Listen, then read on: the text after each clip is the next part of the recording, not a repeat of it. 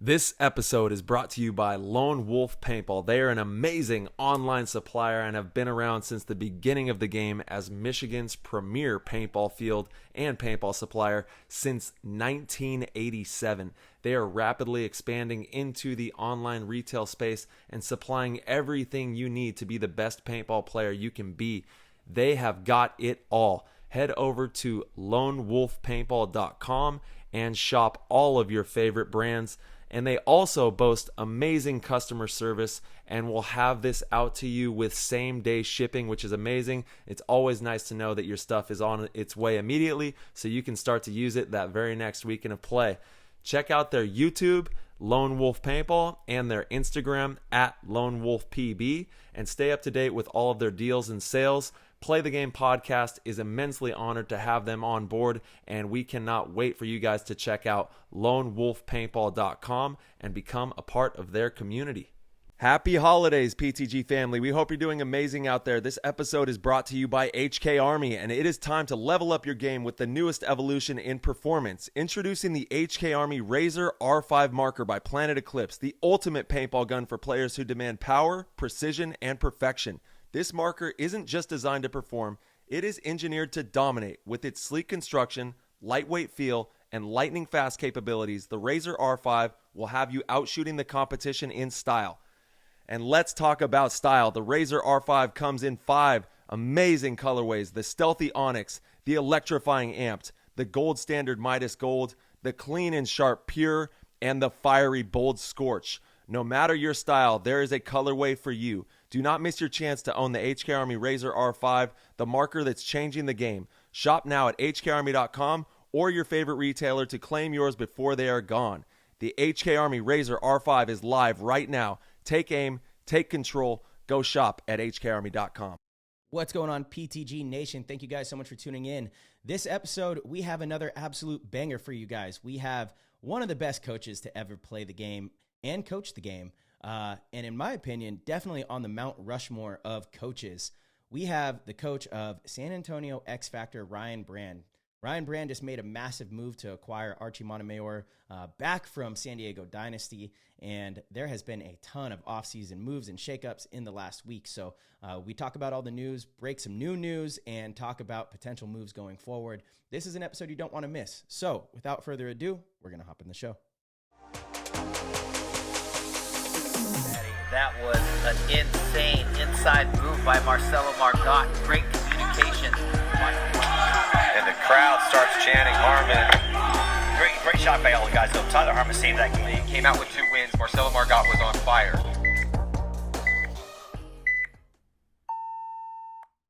Welcome, everybody, to another amazing episode of PTG. We're super excited that you're here and grateful for you all tuning in every single week. We work our hardest to make sure that we put out a quality product for everybody, and we're super excited to have one of the greatest coaches to ever be in the sport of paintball. Hands down, one of the greatest minds and one of the hardest workers as well when it comes to being super thoughtful of how the game is played and making sure that they play it the best that they can. So without further ado, let's welcome Ryan Brand, the coach of X Factor, to the show. Ryan, how you doing, bro? I'm doing good. What's up, guys? Good to see you, man. He's got the fancy virtual background. This thing is crazy. Head over to the YouTube. It even has golf carts that like drive by in the background sometimes. It's insane. I've never seen a virtual background like this. This is wild. Yeah, so I didn't. So you live on a golf course? Yeah. It's funny. Sometimes Archie plays this course too. So the other week he was like just coming by, and he's like, we just hopped in. Me and my kid hopped in on him with in the car. So it was fun. Is that where you guys signed the deal? Was back there? He was just driving by, and you're like, "Hey, wait, you play paintball? Yeah, my team." Yeah, it's true. Yeah, I guess it was a few days before. So I was on the phone with Archie. I was picking up my kid from school, and I knew Archie was playing. He's like, "Oh, I think I see him right there." And Billy's like, "Go get in there with him right now. Go get in there with him." But I hopped in. He didn't want to talk paintball at the time, but he's good at golf too, man. Archie is really good at golf. Yeah, no, he was smoking the guys he was playing with. It was pretty funny. Yeah. Do you play golf? Not well. Yeah, poorly. Yeah. My if I go out there, it's like hitting one good shot in 18 holes. That's a win for me. So that's a win. That's what keeps you coming back. That's the one. You're like, I could do this. If I actually just practice a little bit, I could do this. Yeah, last time I played, it was me, Archie, Ryan Hall, and Brett Messer played this course, and I think I missed every fairway, except the one in my backyard. So it's like I got I watch that one all the time, so I know what to do. But it was just all it's meant to be. Yeah, I play golf like maybe once a year around the holidays. I actually just went and played with Victor, Rusty, and Dalton. We went and shot around. LB Foul, sometimes he rolls around with us, and we'll go hit some golf balls. But it's like I can't justify being at the golf course personally when I'm like I could be at the paintball field right now. So I go like once a year, maybe twice a year, or to the range. I'll take my kids. But it's a really good game. Like it's teaches you a lot about yourself, and you got to be locked in when you hit those shots. Yeah, it's a very mental game, very mental. So rise above it, push through it. So it's definitely it's just time consuming as well. So that's the thing. I just don't have the time. Yeah, being in those sand traps all day, it'll keep you. You know what I'm saying? It's crazy. I do think that it does help you in a sense too with other things, especially paintball, because it is such a mental game. And you know, we've talked about golf before, and my take on golf and why it's different from other sports. Other sports, it's pretty easy to get into the flow state. If they're like, you know, I'll go and play pickup basketball. There's a defender on you. It becomes pretty easy to just react rather than, you know, sit there and think about your shot. Like when I'm playing pickup games, if I'm wide open, those are actually the shots that are harder to make. But if somebody's guarding me, it feels easier to make. So you're not really thinking as much. You're going through the motion of it, and kind of same thing in paintball. As soon as the game starts and paint's flying, like your adrenaline takes over and you're really in the moment. Whereas golf, like you step up to that ball, you could hear the wind. You know, there's like nothing going on. It's just your thoughts. And you have to really focus, and you have to be confident and smooth, and you have to enter flow state in a different way, which I think there's some benefit to that. And Archie's spoken on that on the podcast as well. And you are seeing a lot of like high level athletes pursue golf on the side. I think for a few reasons, it's probably, you know, a little safer than other sports. I guess you could throw your back out, especially if you're chunking the sand traps too much. If you hear 4, you better hit the ground, because if you get hit by one of those balls, oh man, those things are sizzling through the air. Yeah, that too for sure. But yeah, no, golf is I haven't done enough of it lately. I would like to get back out there. It's the best. So, Rod, talk to us about the holidays, man. Happy holidays to you and everybody out there. How's it been going? It's going good. It's going good. I think kids got one last week of school before they're done. I'm actually going to go up. My parents moved up on top of a mountain in Colorado over a year ago, but I haven't made it up yet. So we're actually going to take off a week from today. And so pretty excited. Yeah. Nice. Christmas Wonderland up there. Yeah. I'm hoping like it's a lot of property. It's like 20 acres on top of a mountain. So I'm hoping that it's not snowing, just so I can explore a little bit more and kind of get around all that. But I'm looking forward to it. So just be able to escape and get up there and kind of, you know, a little bit like peace and a little serenity and all that. So it'll be a nice little break and cool for the kids to kind of get out there. I grew up on some property and it was nice just kind of going around and getting dirty all the time. So it'd be good for the kids. Yeah. Bring the gel strikes out there and let them just go at it. You know? Safety first. Wear the glasses. Yeah, there's something really valuable about breaking away from the city or from, you know, where it's heavily populated and extremely busy. I think you really do feel the difference. Like there's almost this buzz that you don't notice until you do get out into the quiet. My little brothers live kind of out in the middle of nowhere. One lives in Mesquite, Nevada, pretty low population, and the other is up in a small town in Utah. And anytime we go out there, it's like the air just feels different. I don't know how else to explain it, but the air feels different. It's quiet, it's calming. And if you use it the right way and spend time there, I think it really refreshes you and kind of re-energizes you. Yeah. Amazing. Yeah. Definitely looking forward to it. Yeah. It's like, I like to do a little bit of both, right? Get in the city for a while, kick around, then kind of get outside. And it's nice to kind of keep you on your toes, but just give you the full spectrum of life and all those types of things that you get too fast paced sometimes, and things are just kind of just going too fast. You're not taking time to really just be with your thoughts and look around. And then sometimes you just kind of want to separate and just, you know, think and resonate on everything. So, yeah. Well, I mean, at the end of the day, we're natural people. So whenever we get back into nature, it's like you're home, you know, you feel like at peace, you feel it's unexplainable kind of, but we're from nature, you know, and there are so many heavy frequencies going on all around us. We can't see. Our eyes can actually only perceive a certain spectrum of light, and there's way more going on around us than we could even imagine. And when you do get outside of that, you can feel it, so it is actually very important to, like they say, the kids are saying, go touch some earth, go get outside, go be in nature, because it is profound and it's necessary. It's really important that we tap back into that for sure. Absolutely. Yeah, dude. But let's get into the craziness. I know that things have been wild for you. I know it's been about a month since the end of the season, but it's been a really fast-paced month. I mean, I have a list right here. Just from last week, I'm looking at another 11 or 12 things that have shifted. And every single week, I can say that I've looked at a similar sheet of paper like this in front of me, where 11 or 12 things have shifted. And that's been happening week after week after week. I think we're going to start to see it kind of slow down a little bit. It has to, unless players leave for a second time. Unless players go to a team and then decide to make another move, there's no more moves to be made. Yeah, which is very interesting. So what is your take on everything that's been going on for the last month? And yeah, let's just kind of dive into it. Yeah, this I feel like we say this like every offseason for a while now, but this has to be the one. Like this is the one. The one, yeah. And it's the craziest one ever. Yeah, and by far, I feel like it's just crazy. Like moves that would have been like the marquee move, it's now like, oh, okay, well, like whatever. Yeah. And so it's nuts. I mean, honestly, obviously you guys kicked it off, and it was just like, I don't know, dude, something rolling downhill, and it just, I don't know. I mean, it's hard to make sense of it all. It's like every move has to have a counter move, and everyone's kind of, the impact thing put everyone on notice a little bit too. We went into the off season, and we knew that, after the year we had, a couple second places, a second overall series, but we did it with a lot of new pieces. It was Fuzzy's first year with us, Stetzel's first year with us. It was the first time we had Axel, and there was like a lot of going on that we said, let's just try to keep this group together for the most part. Add one piece, keep this group together, add one, a standard how you really want to approach off seasons most of the time, add one, maybe move one and kind of keep with that continuity. And we really thought that that's what we wanted to do. And if we could just get to that second year with this group, we could probably take it to the next level, because it was building through the year, kind of went out. We stumbled a little bit at Cup, but for the most part, as the year went on, we felt stronger and stronger. And so that was the goal. Obviously, the whole Tauntaun situation,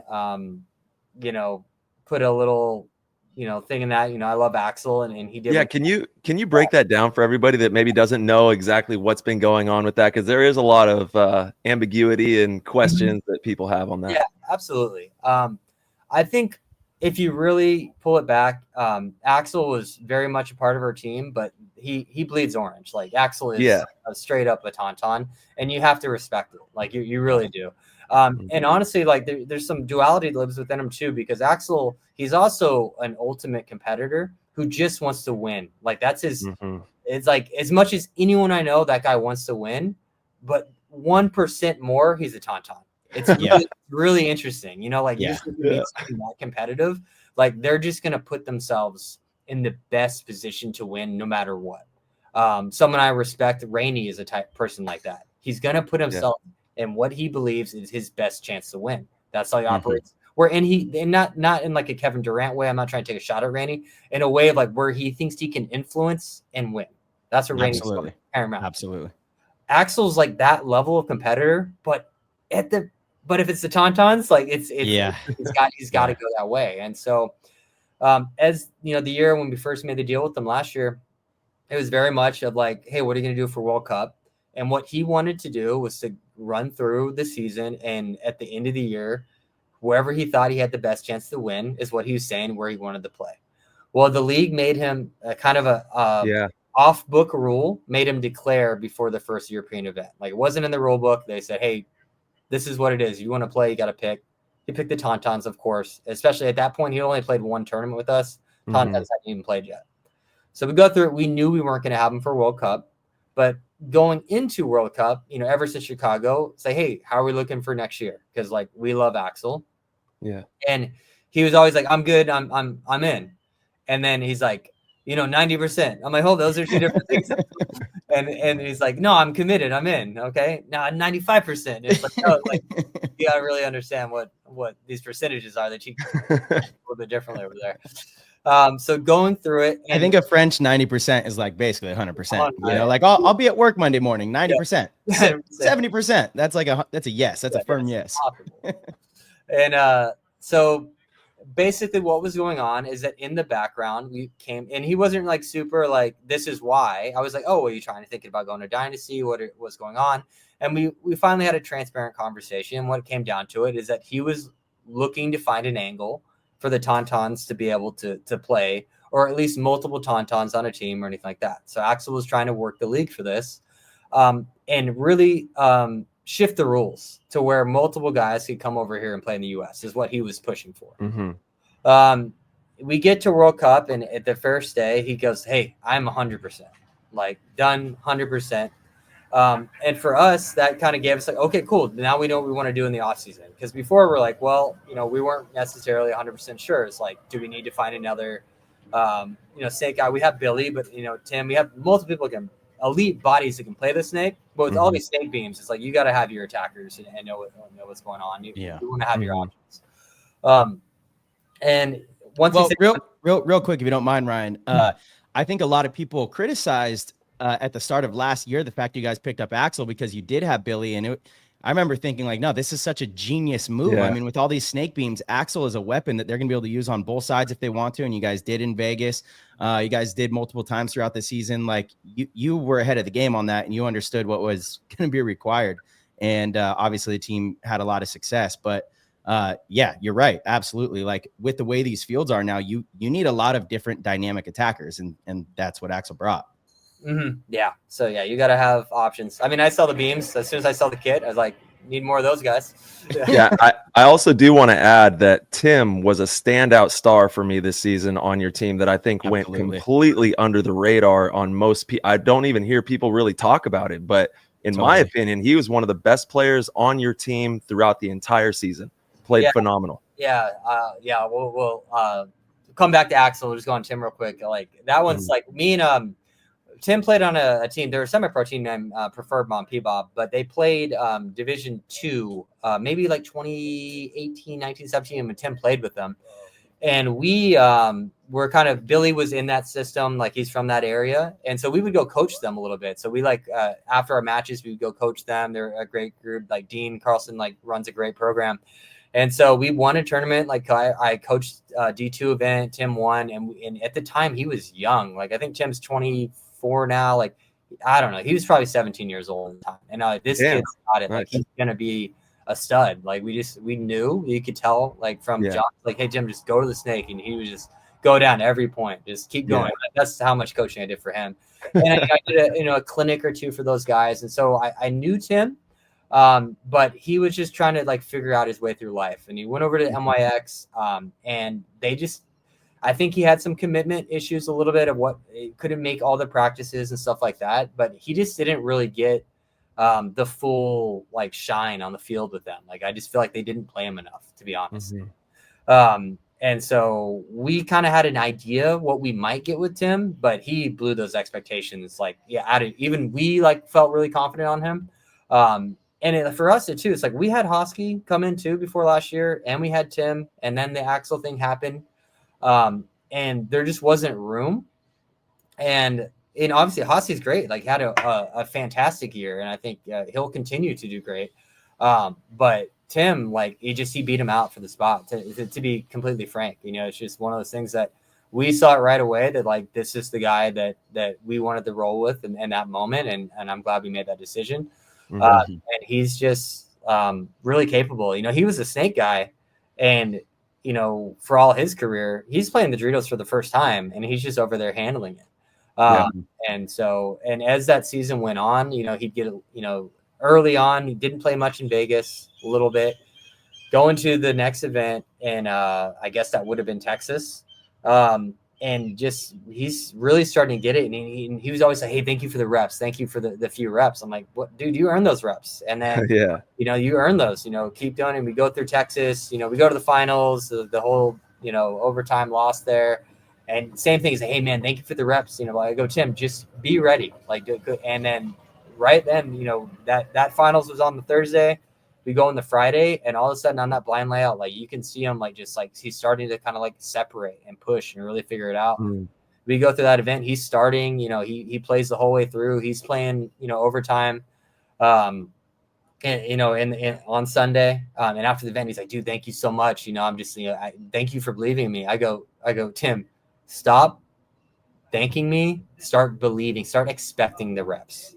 Like, and I just looked. I gotta say though, that mentality though, imagine every single player on your team, every time they get an opportunity, every time they get to step on that field, they're thinking to themselves, man, thank you for these reps. Yeah. Thank you for this opportunity, so I can go be me out here, so that I can go show what I'm made of. You know, that mentality is the reason why he's perpetuating himself forward into the future with like that gusto, you know, and making it happen. It's because of that mentality.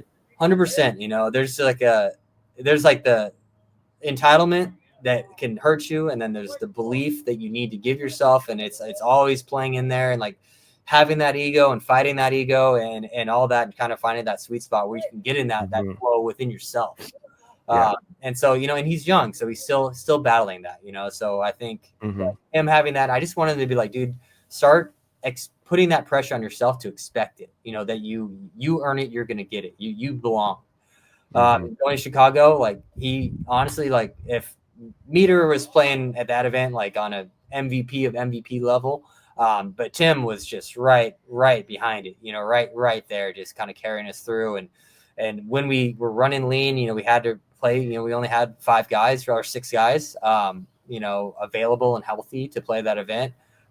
We really leaned on them. And so I just, sky's the limit. You know, I think World Cup, he, you know, faltered a little bit there, you know, everyone did, but you know, him, he kind of, I think, left that event saying, all right, there's more to do here. There's more work to be had. So I'm glad he had all those.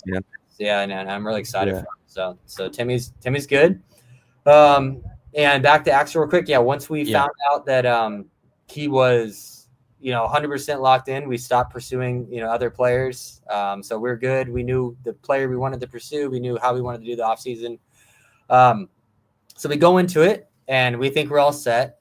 And I, you know, it is my job is to coach, but like I'm paid to make this team as best that they can be. Like that's my job. And so when the off season, like that coach hat comes off a little bit and full on to kind of GM hat and really making sure that we can give ourselves, you know, the best roster, the best offseason that we can. And part of that job is me just being aware of what's going on, and just trying to talk to people I trust. And, you know, we're trading information with people you trust. You give some to get, you know, you give away some to get some, and you have to, you know what's rumbling, what's happening, you know, and also like having that respect of like, obviously I knew what was going on with the impact moves, I think pretty early on. And I think Randy was like, I was talking on the phone the other day. He's like, how'd you know? I think I know how you knew, but you know, well, he's like, oh, well, Randy, you noticed that I only told you. He's like, I know. He's like, I respect that, because like, I'm not trying to blow up other people's spots either.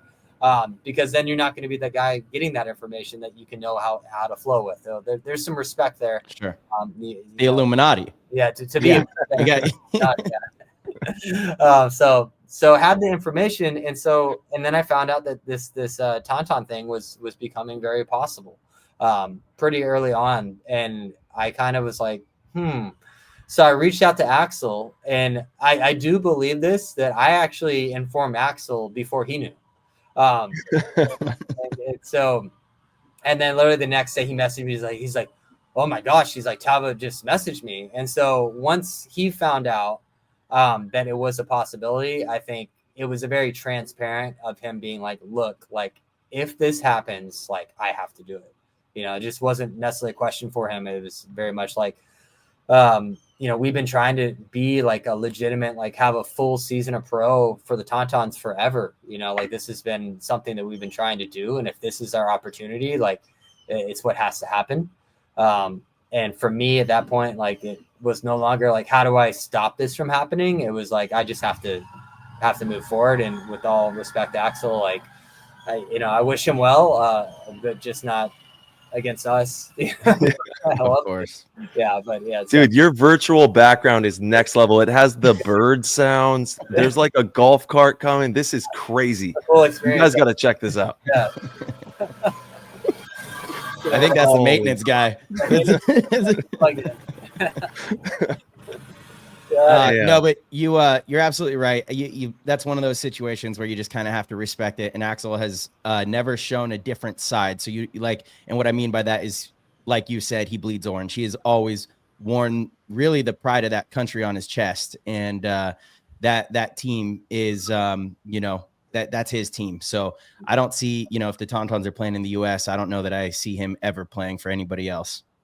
Mhm. But who knows? Things do change. Mhm. But for now, I know that I believe a win with the Tauntauns in the U.S. would make his entire career, and that would be a very impressive feat. And he would obviously have to be playing at a MVP caliber, so that would put him up there on the pedestal, Yeah, absolutely.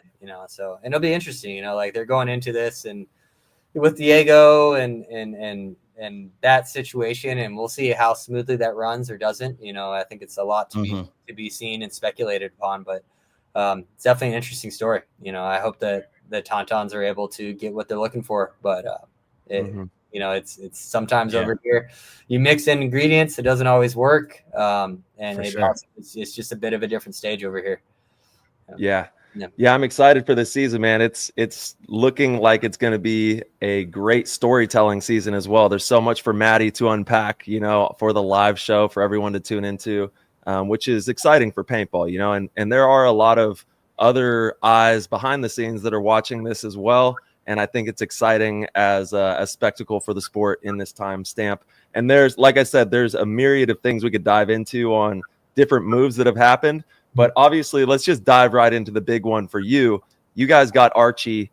He made the move over from Dynasty. So kind of talk to me about how that transition has been. And I'm sure he's super excited to be back with X Factor. I'm sure in the same breath, his heart, is hurting a little bit leaving the Dynasty camp because he was able to accomplish so much there. And I know he loves that camp.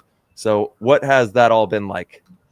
Yeah, I mean, it's been, obviously I'm very happy, just very happy that it all turned out how it did. But it's one of those things, I can't, speak for Archie too much, but I do know him well. And it's one of those, Archie is not someone who he's wanting to live in the present, and he's not wanting to sign up for anything or commit to things that might take him away from what makes him happy, what fills him up. And he lives his life kind of by that ethos. And so I went through this last year, and he was not really sure if he was going to play or not. I think he was more so at times leaning towards not playing than playing. And so I'd kind of just it's a little unfortunate that could be the end, that we might not have another chance. So me and Archie, we grew up, before X Factor as competing against each other, growing up through the, rookie, novice, amateur, ranks, and teammates, divisionally on X Factor and then pro on X Factor. And then, I got to coach him on his second stint of X Factor after he went to Dynasty. And, I think that lasted for, maybe probably 10 years, maybe 9 or 10 years or something like that. And he goes to Dynasty and obviously had a ton of success, and he's really kind of built into having a whole second family, for him. He's kind of torn between two teams. He's got X Factor, which he helped really birth onto the scene. And then he's, gone to Dynasty and had kind of some phenomenal growth there on his first stint with the team. And then he went back into the second stint.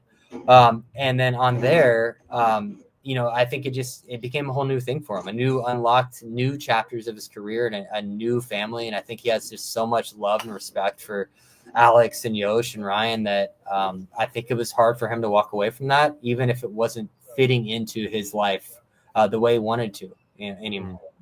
But luckily it seems like he's got a little bit more gas in the tank to want to play paintball, just massaging too. I didn't know going into it. At one point I thought we were going to have Axel for 4 events and maybe not have Axel for World Cup. So I was going to make the play to Archie of hey, hey, you just want to like practice a little bit throughout the year and play World Cup, like, something like that. I was thinking I was going to You have sneaky dog. Yeah. I was trying to, but it was funny too. Cause after World Cup, we were taking down our booth and, in the back of my head, I'm like, I'm wondering what type of offering I can make to Archie to make it, him want to maybe play the year. Cause I wasn't sure where he was at. And he honestly didn't want to talk about it all that much during the year. And so I'm sitting there and Frazier walks up to him and Alex goes, so what do you think next year? You just no practice. You just show up and play. And I'm like, shit, like that was my pitch. Like, what are we gonna do? So I was like, all right. So they're also like willing to be flexible, and I wasn't 100% sure how flexible I wanted to be, but at the same time, like I knew that Archie's influence in whatever capacity would be a net positive for our team if everyone was on the same page. And so we hadn't really thought about it too much, and then when Archie finally was like getting to the point where he was going to make a decision on playing paintball or not, I just kind of said, well, what are you looking for? Are you looking to maybe not play all the tournaments or miss practices or stuff, like some accommodations that I thought he'd be looking for? And he said, no. He's like, if I'm going to play, I'm going to play. Thank you all from the bottom of our hearts for the tremendous support with the PTG show. If you are enjoying these episodes and want to help with the progress and development of this program and connect with like-minded, hungry paintball players, then head on over to ptgpodcast.com, click the orange Patreon link, and become a member of the PTG World Discord chat room. And now back to the show. He's like, and I was just like, oh, okay, like here we go. Like we're having a real conversation here. So my excitement level, kind of shot through the roof. Of course. And just, I think Archie's been gone for 3 seasons, and we've had some, what I wouldn't call success. We've been competitive, but we haven't won.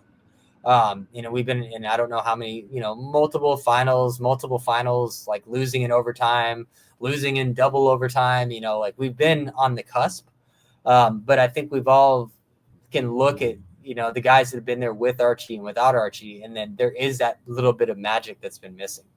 And so just really excited to get that back, and all the guys have, I think our team is much better than we were when he left. So him being able to come in and bring more of himself to the team and and everyone to get a little bit of that magic off of him. It's something I'm really excited about. Yeah, dude. Archie is one of the best teammates that I've ever had the chance to play with. I really thoroughly enjoyed our time, obviously on Golden State Kings and then mostly with Dynasty. He brings so much on and off the field. And if he's committed and locked in, that makes X Factor incredibly dangerous. You guys were already incredibly dangerous. And I think, people want to point to Archie's season this last year and say, oh, maybe he's not going to be as motivated because he does have a lot of other things pulling him as well. But as soon as I saw this move, I was like, no, Archie's not, he's a competitor. Like deep, it's like Oliver. Oliver comes in and he has this image of he doesn't really care as much about winning anymore. And it's all, let's be friends with everybody. But as soon as he steps on that field, he's a savage, everything changes. And Archie's the same way. And so I was like, I don't know how many years he has left, if it's 1 or 2 or 3 seasons. But he's probably going to give X Factor everything for that time, and he's going to come in really refreshed and motivated. And talk about creating stuff on the field and just being able to go and absolutely win games by yourself. He's that player, he's one of the best to ever do it. He's in the GOAT conversation for sure. I think his 2022 season with us is one of the best. His 2019 season with you guys and his 2022 season with us, those are like magical years. That word magic, I do think kind of gets thrown around quite a bit these days, which is funny, but they were like, he pulled out absolute magic on the field, like turned nothing into something and had just, stellar MVP caliber years. And I don't see why he doesn't get back to that, on X Factor. Absolutely. And that's something I'm hoping to see out of him. And I believe I will.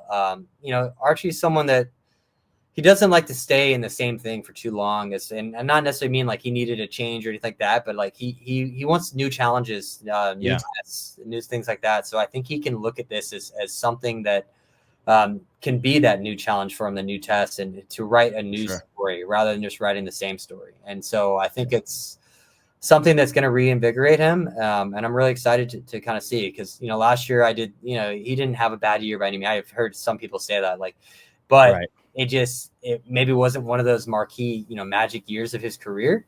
But it's still in there, it's still within. Yeah, it was still a good year. Yeah. I think back and I'm like, man, yeah, there were just so many points that he won by himself. And if you compare it to previous seasons, it was a little notch back, and I don't think he would disagree. Right. But I also think he has been exploring a different style of play and a different level of freedom of kind of being an attacker. He was the lead snake guy on Dynasty, which is crazy, then at World Cup, he was going up the middle. That's not something he's been known for. And he did it at a superb level. I've watched those games back many times since World Cup, and just watching the moves and things that he did, I'm like, man, it doesn't work every time, but the times that it did work, it was spectacular, and to be able to see those moves and create those opportunities, if you have that on your team, it's a absolute weapon. There's no other way about it. So yeah, he's kind of made this new style of play that I think a lot of the pros see it, and the high level can kind of trying to understand it and process it. And I don't know, we were always on X Factor, trying to, break it down a little bit and kind of understand what was going through his head to be able to live on that edge, right? He's on that razor's edge and all the time right now. And just in the, I've kind of run the statistics and broke it down and my understanding of what that is. But even though me and Archie work together and we're best friends and we see each other multiple days a week, when he was on Dynasty, the paintball, that level of strategy talk, he wasn't letting me in. And out of respect, I wasn't trying to pry. So I am really excited to, even just for my own, to feel did I understand it, what was going through his head as much, and just to have that more open conversation, because he did kind of unlock, and obviously I don't think you can have 5 guys playing at that same what he's doing, but he unlocked something new a couple of years ago, and I'm really interested to really be able to fully pick his brain on that. Well, yeah, and I think it is totally different from his last stint with you guys, because he was more that solid 2-3. Occasionally you throw him as the one on the Dorito side as an attacker if you needed points, but you've got TJ and Matt now that do own that role. So you can allow Archie to have that freedom, and just, observing you as a coach over the years, I'm pretty excited to see what you do with him, because you can now use him as one of those weapons, which I don't think is quite, you did use him that way before, but you were a little more reserved because you kind of had to be. He was that steady hand. He was the steadiest hand on the team, whereas now you can kind of give him the freedom to, do whatever he wants. And I mean, obviously I don't mind sharing that with you. It's not like that's not what you're already planning, but it should be exciting for everybody to watch, because X Factor is one of the most exciting teams to watch. I think a lot of dynamic players, and very, very curious. I'm ready to get the season started. I'll tell you that much. There's so much action. I haven't been this excited in December for paintball in a long time. It's crazy. We've been out at the field and kind of saying the same thing every week, and not just for our group, but the entire shakeup. I'm excited to see where Fedorov goes. I'm excited to see the Tauntauns here. I'm excited to see, a new look team kind of from majority of the teams. It's going to be a really, really exciting year. Yeah, so much is different, so much. I'd hate to be having to make Vegas odds or something right now. So much is changing, and so it's exciting. As a fan, I can't imagine anything more exciting. So Mickey Mace is loving this, dude. His site's about to blow up. See, I don't know though. I feel like Kirgo got absolutely rocked last year. A lot of the lines were so bad, and at least in the Discord, you hear people, they're like, man, it's been so easy to bet on the team you think that's going to win. Now going into Vegas, what are they going to do? What are they? Maybe odds are more in their favor now. Yeah, I imagine so. But it's definitely, just so much going on, so much change. Our teams Paintball Fit, are they going to keep momentum? It's there's a lot of just crazy switch up. Yeah, Ryan, I want to talk to you about Paintball Fit actually, because obviously, probably the biggest story in paintball in a long time. I thought it was such a great thing for the sport to have a team like Paintball Fit win, not just an event, but to win the World Cup. Obviously the hardest tournament to win. You don't see a new team win the World Cup ever. It's usually one of the top, 3-4 teams that win the World Cup. And for them to come in and do it in the fashion that they did, where they kind of opened up their playbook a little bit. They showed that they are capable of all styles of the game, being aggressive, playing slow, shooting people off the break, teamwork. And in my opinion, what we've been saying on the show that it really highlights is the importance of playing together and being together as much as possible, which is something that a lot of the top teams have kind of gotten away from simply because they could get away with it, right? Like a lot of the top teams have players that have been in the game for, 15, 20 years and have such a separation and experience that they've been able to get away with not playing together as frequently and, come to the 2 weekends before the event, get the work in and go and win an event. But Paintball Fit kind of shook it up and was like, nobody expected that. And it truly is off the back of hard work and what they do, with their time together. So, do you believe that it was, as significant? How do you feel about the Fit win? All right. So there's like 3 or 4 things there to unpack. I'll work up to Fit. Time behind the gun is extremely important for anybody. You could almost liken it to like NBA players shooting free throws. Like time behind the gun, shooting anything is beneficial. And I fight my players. I fought players over the years about this. And as these veterans get up there, they start to like, I'm making bad habits. Bad habits. Like, no, like that's in your own head. It really is. Like you can choose the habits you make. You can go play Division 5 paintball and play it the right way, right? And it's just time behind that gun. We saw a separation in Axel just because he plays so much. He plays every weekend. The accuracy of his shot compared to some of our other guys, just because he has more time behind the gun. So that's one thing that Fit has in spades, and part of the reason that they are very effective. Yeah. The next step is playing together, 100%. Like it's common sense, right? It is. The more you play around guys, the more comfortable you are. We all know how this goes. Like you can start to almost like, you don't have to communicate. Like the nonverbal communication comes up, just the body language, even just understanding how that guy's mind works in front of you, what they're trying to do. You unlock that next level. So the only way to get to that is to play with the same people for a long time, or play together all the time. And both is even better than that if you can do all those things. And so that's why you want to keep a team together. That's why you want to grow together. And that's why you want to play together more. So obviously Fit's doing that. And so, and that's going to be a huge advantage to a good bit of the core of the Impact crew. That's why Damage is successful right now. That's why, X Factor, it's something we do try to fit in more practices, and we're going to continue to do so. And I'm not necessarily saying it's, because we have to keep up. It's just because that's what makes you better. So to be better, we need to put a little bit more effort in those areas. As we're picking up players, like we are a little bit more mindful right now of location, of if we can get people in Texas and or availability.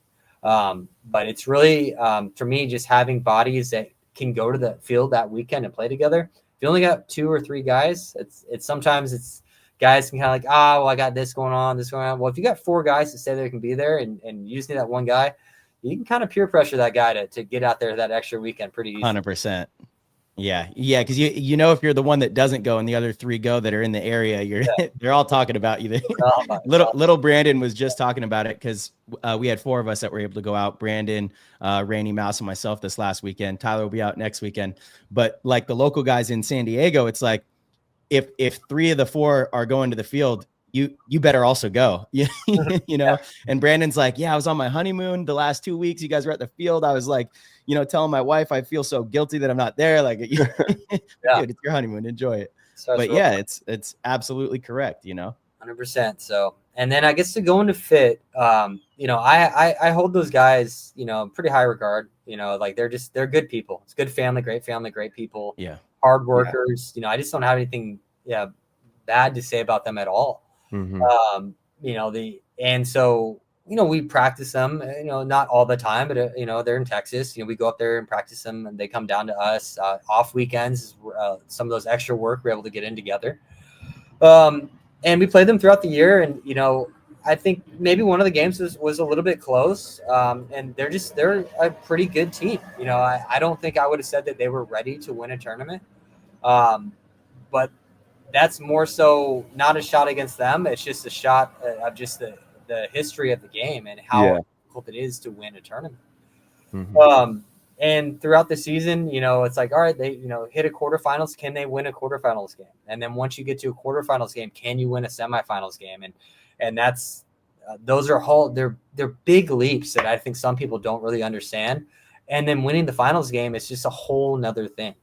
Mm-hmm. And for a long time, I had this theory that I would die, you know, like defending that. I was just so sure of it that in this sport, you kind of need to go to a finals and lose to learn how to win. And so that was kind of how I always looked at it, because I know it's the emotions of it. It's such a mental game and all of that. And just to touch on that a little bit, I think a big help for them to not crumble in that moment was the fact that they'd won 5 final games the year before in semi-pro. Exactly. So, on the pro field. On the pro field. It's with the same, with the same crowd. But it's a little bit, but it's a lot. Like if you look at a team like, who would be a good example of this, a decent team that hasn't won. I don't know, say like, you know, Infamous. There's not a lot of guys right there that have won in a while. Maybe they're, you know, they got Cali, they got some guys, but teams like that are fairly close, but just not necessarily there.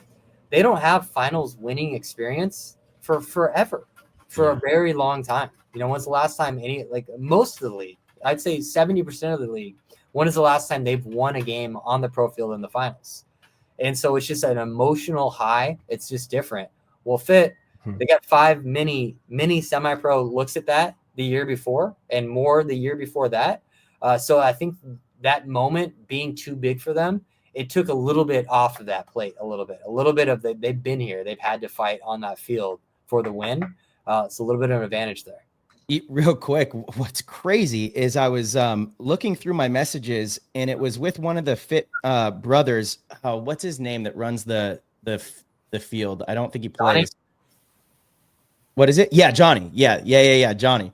And it was like 2020 or 2021, I think. And I was congratulating them on maybe it was 2019. It was just a few years ago, but I'm congratulating them on their D4 win and setting up a clinic to go to their field. Yeah. You know, and I was like, man, that's crazy. They literally just won through every single division.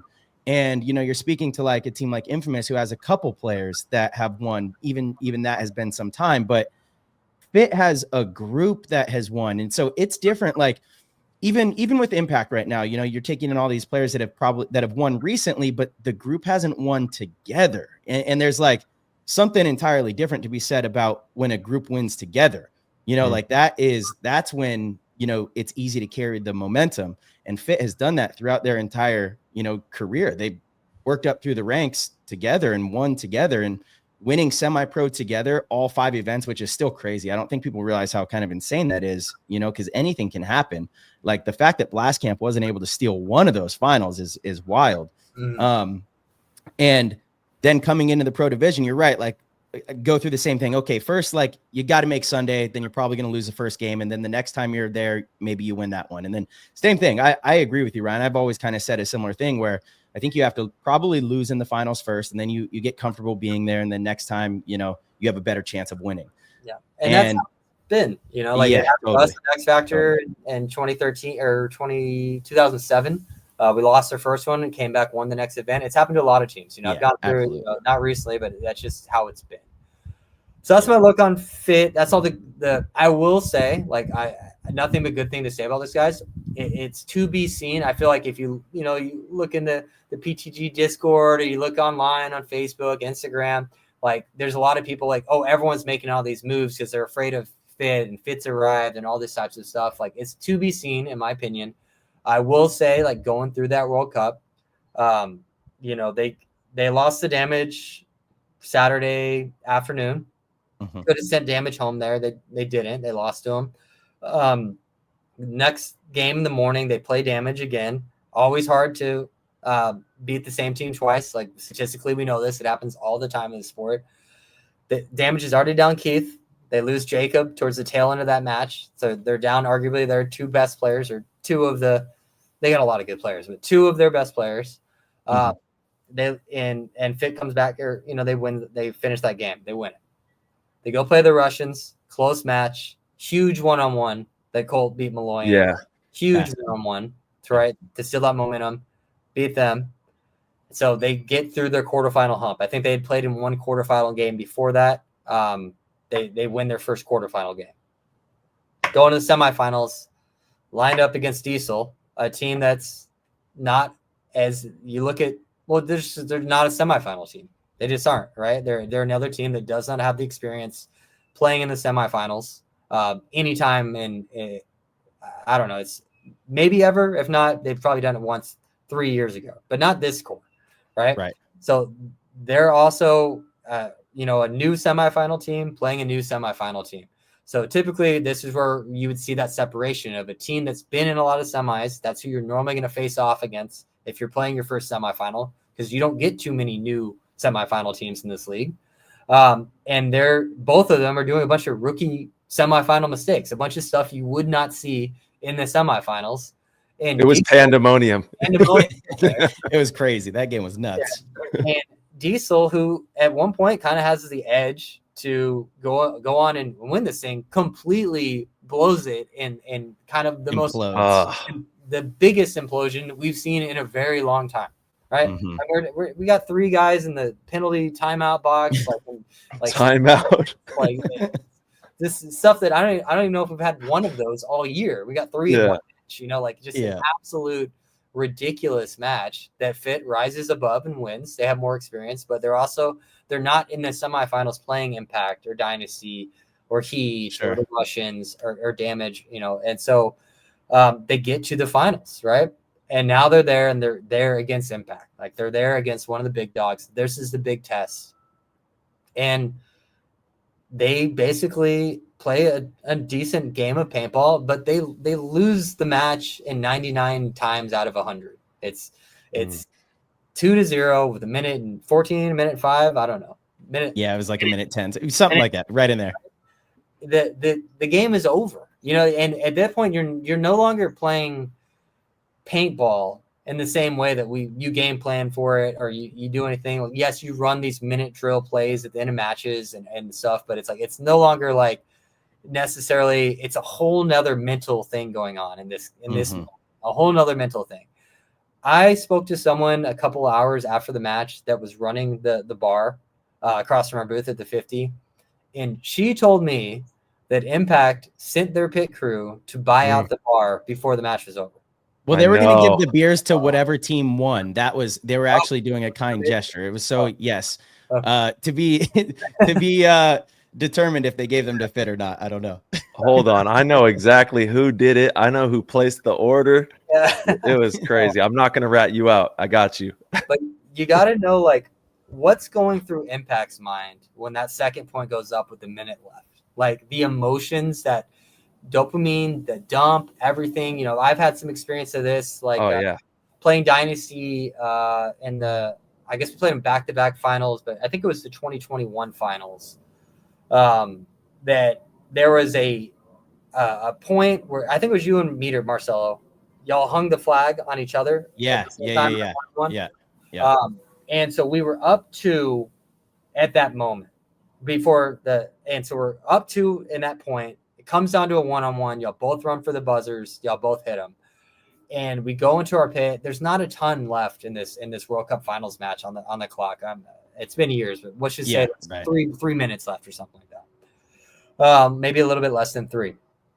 And all of a sudden, we're like, who got it first? All this stuff, and it goes up on the scoreboard, X factor point. So we're looking at it. We're up 3 points, and there's less than 3 minutes left. Statistically, we just 90 times out of 100 just won World Cup, right? All of a sudden, they're looking at it. They're going through the system, reverse point. And that wave of emotions, that dump of like, oh my God, to holy shit, now we were up 3, now we're up by 1. It just mentally just wipes you, right? It just changes. You're no longer in that flow. You get broken. That's what you're trying to do. You're trying to stay in that flow state, But in the finals of World Cup, it's hard. And, and some of you guys that have won a multitude of them, y'all probably have it unlocked a little bit differently that y'all can maintain in that flow. But just to back into fit, it's like they're in Impact, they're up 2-0. Impact is a team that hasn't won a bunch of tournaments lately, in the past, for Impact, if that makes sense. Right. Absolutely. They also had one last year where they had an edge, a big shot of winning one and let it slip through their fingers. Right. Mm-hmm. So you have that monkey on your back too. There's all these things, it's all this history that coming into this moment where they're up 2-0 with a minute left on the clock and they're about to break out. And that's where they blundered it. They anyone can lose a breakout, but it's hard. It's and don't take away from Fit. They did what they did, but it is hard to lose 2 30-second points when you know that all you have to do is survive. Like all you have to do is survive that first one. Like if you can draw that thing out to a 40-second point with 5 guys. See, but that's the problem is the power of mental thought when you go into a game thinking all we have to do is survive, or if you have that kind of, then the only thing you're attracting is getting eliminated fast. That's what you're attracting to yourself immediately. You know what I mean? You have to flip the mental switch and approach it cognitively in a different manner, or you will attract what you're trying to not attract. It's this flip-flop thing, and when you can start to unlock that, that's when the magic really starts to happen. And that's a huge nugget there. And I know it's something that people read and we talk about all the time, but to practice it, to do it, to watch it happen and make it a reality is a whole nother saga that you have to try to unlock. And I'll say this about Fit. It's a threefold type of thing that's going on as to why they're doing so well.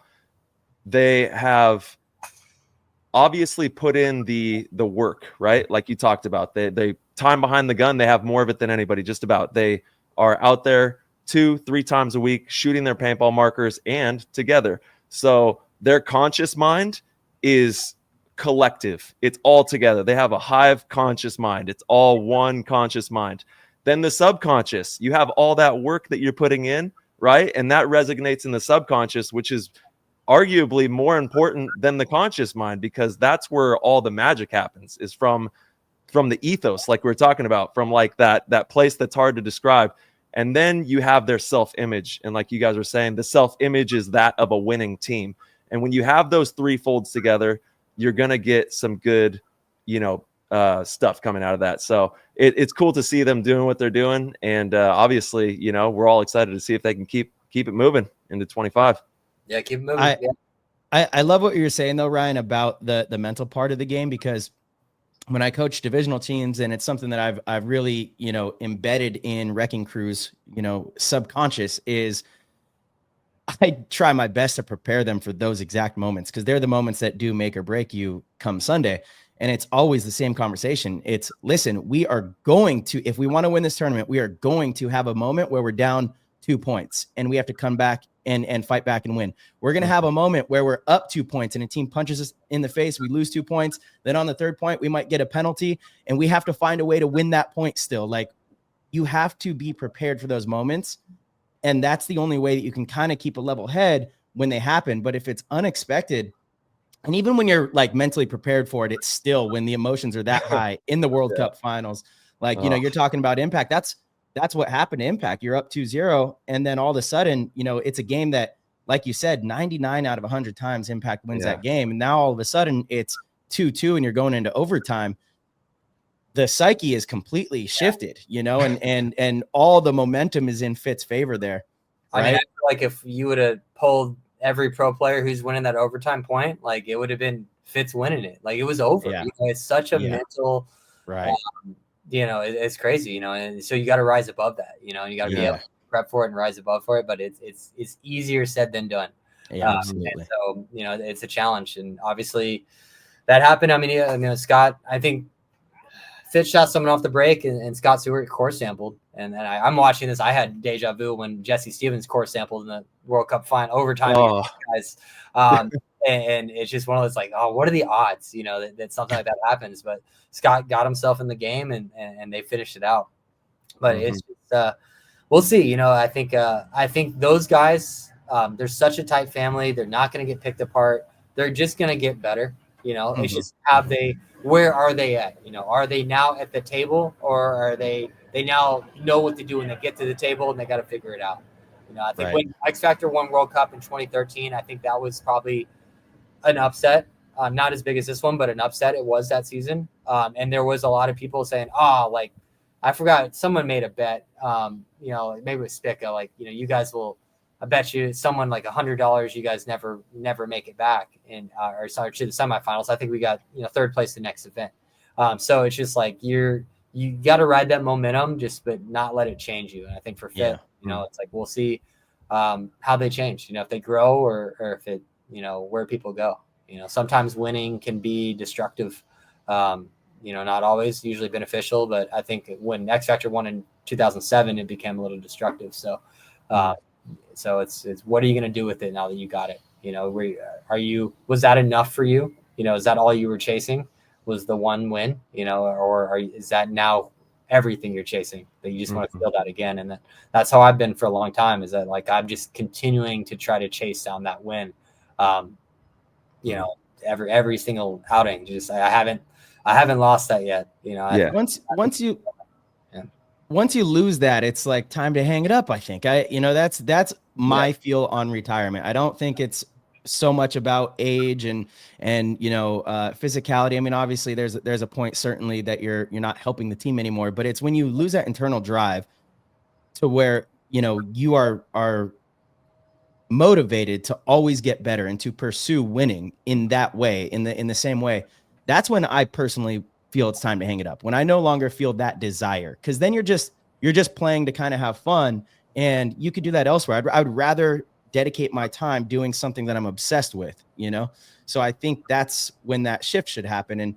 And correct me if I'm wrong, but Ryan, earlier in the show when we were talking about Archie, did you say you kind of went through a similar thing last year? You were thinking of retiring, or did I misunderstand you? I think you misunderstood. Yeah. I'm still in it. I'm still in it pretty heavily. So it is. That's what I thought. It is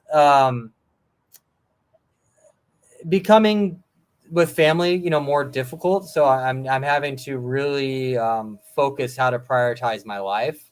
But that's really it. I think it's for paintball. Like I'm a lifer when it comes to that. Like I can't find the same like drive and satisfaction behind something of like wanting to be the best at it and knowing that I can, and I think there's some arguments to be made. I think Archie would probably differ in me that, the journey to go try something new and to try to be the best at that. But when I'm this close to mastery, it's just living there on my shoulder. Like just like a little bit more, like I want to transcend things. I want to continue to press the limits and enact change.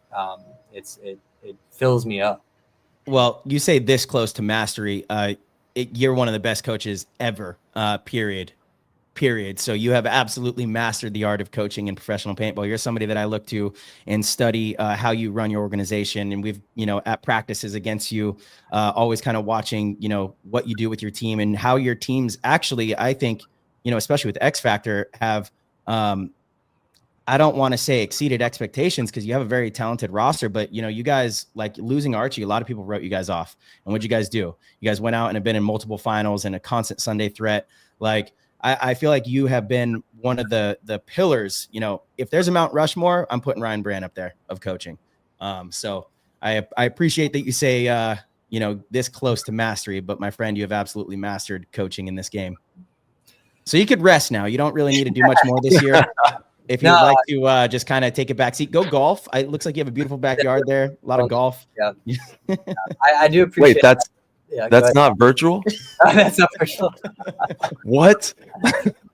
But I'm I guess for me, like I hate every time we lose, kind of a great mind, a great player, but it does give me an opportunity to, I've coached one team other than, some stuff I've done in Europe and some divisionals, but really one professional organization my whole coaching career, but many different iterations of it. If that, different players, different just completely different looks. Right. And so I've had to, try to, obviously we have our culture, right? And obviously the support of Alex, like I can't downplay that any because having him there as that rock, keeps us grounded.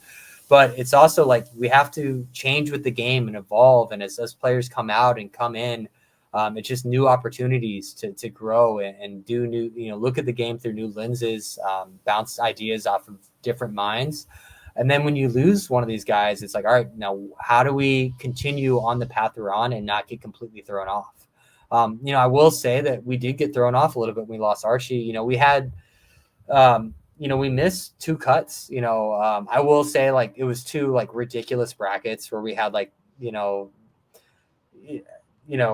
was the cut Dynasty missed 2 at that one minor. It was like us, Infamous, Damage, X Factor. Oh, those practice events. Yeah, that practice event. So you can have that a cut for what you will, but we did miss the first one too. And we had the Saints, the actual Saints that went to the finals that event as our 5th tier team, and Dynasty, and so that was a tough one. But other than that, we got the train back on the tracks pretty quickly and started to learn how to win. And I think it's how to win matches and how to, get to the show and get to the finals and get right there. And I think now that we've learned to do that without Archie, getting Archie back is going to be really good for us because we lean on him a lot, and it was not always the Archie show at all times, and we went to a World Cup finals with Archie injured. It's like, it's not that we couldn't have done it, but we did lean on Archie a lot in our play. And now our game has evolved to be very effective without him, and now adding him to the fold is going to be great. Yeah, I just want to ask, like, as a coach, you have a lot of roles and hats that you have to put on, with managing the team. How do you balance that as a motivator, a strategist, and just like the overall mentor of the squad, during high pressure moments, especially like World Cups and things like that? So it's definitely, and I guess some interesting stuff, but for the long time, I tried to take on a little bit everything, and I'm just trying to make everyone like as best as they can, try to give everyone the best ability they can, and managing different relationships and making everyone come together. And I was on the edge of micromanaging certain things at times. And so that was kind of, and like I said, like me trying to mastery and coaching, yes, you could say you can be a master and we can all be masters, but I want to never put myself where I'm going to stop that growth or feel like I've arrived or anything like that. And so for me, I've been on, a lot of like a personal journey outside of paintball, kind of a personal, really focusing on, some spiritual growth and some personal growth. And that's been my main focus. And then bringing that into paintball and how I can be a better coach, right? And how I can come up. And some of the stuff I was doing and becoming aware of is like, I was always trying to be as prepared as possible at all times for everything. And almost as what became a detriment to the culture of the team at times a little bit and really being someone to could hear the players and something I thought was ridiculous, but like I would always want them ready at all times. My biggest fear was to go into a match unprepared. My biggest fear. So over preparing, being at the field 3 hours early, being geared up an hour and a half early, all these things. So if the off chance, the one, did you have them load the pods 2 hours early?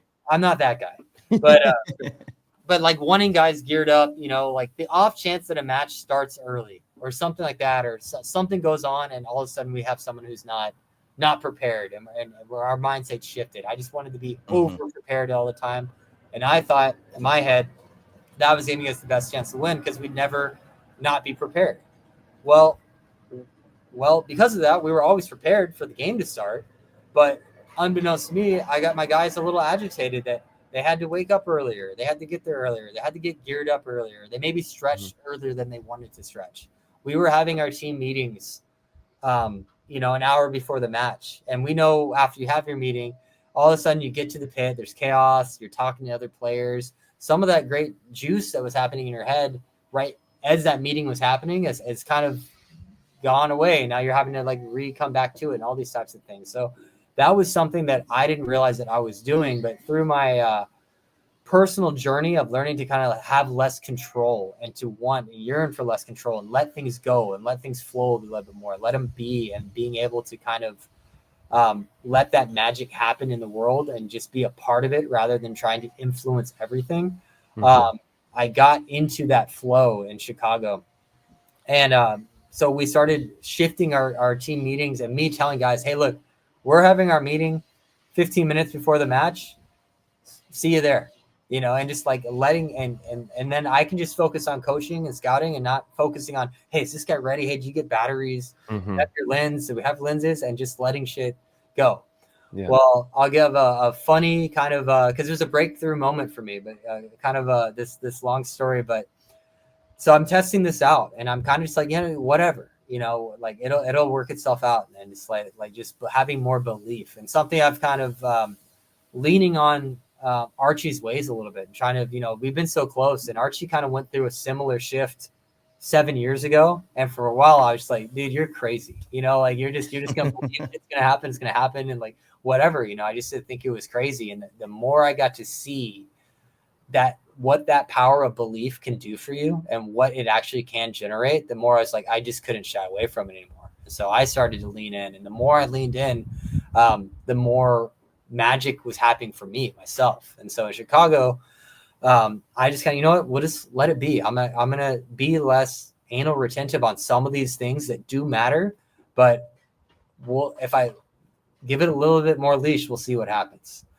And so part of that is the paint that I've always been kind of the, hey, when are we getting the paint? Who's getting the paint? Like, you know, are we going? They're all looking at me, when to get it, all this kind of stuff. And even something, I'm never the guy to get the paint, but I'm always the guy checking up to make sure we got it.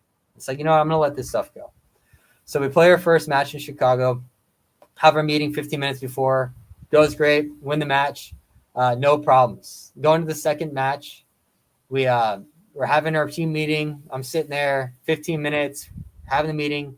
All right, we hear the game stop. The clock starts. We walk onto the pit, and we're ready to kind of get ready for the match. And everyone looks around. We're like, hey, where's the paint? Shit. Everyone's looking at me. I'm just like, fuck. I'm looking at the scoreboard, and it's literally 4 minutes and 59 seconds, 4 minutes and 58 seconds. We're the first point. And we're just like, oh, shit. And the divisionals don't realize this, that the league does do one thing by them absolutely well, is that they put the paint trucks at the divisional fields. They're not by the pro field. So we are, for the lack of a better word, fucked. Like, we just don't, like, they're not going to stop it for us. So we're looking around like, what are we going to do? So some people go run to get paint or like pit staff, but there's no way they're making it back. And rather than just like freaking out and crumbling, I'm just like, take a breath. I'm like, all right, I'm going to practice what I'm preaching. I'm like, it's going to be all right. And so we're like, all right, what do we do? So we walked to the pit next to us. Who played before us? And so Dynasty had played and Aftershock had played in that rim. And both Vic and Todd Adamson, to their credit, were like, we got you guys. What do you need? I'm like, we need paint. So Vic's like trying to get like pit crew for us and stuff. And sure enough, I'm saying this, but they had dumped all their paint into trash bags to give to their 10-man squad. And most pro teams, like, they throw it out. They dump it in the trash bags, and they're just like, you know, throwing up.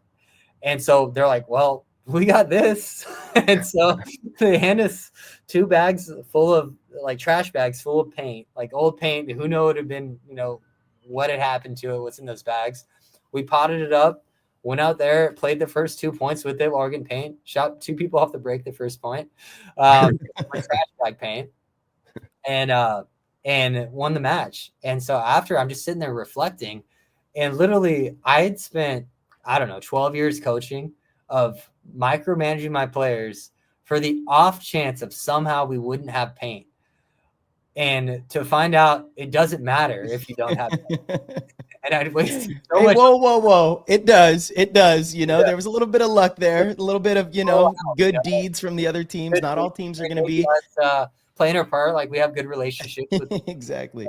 But what if those were 2 HK teams, you know, like, luckily they were GI teams. Luckily, or no, we would have definitely walked out there before we shoot HK paint. I'm just kidding.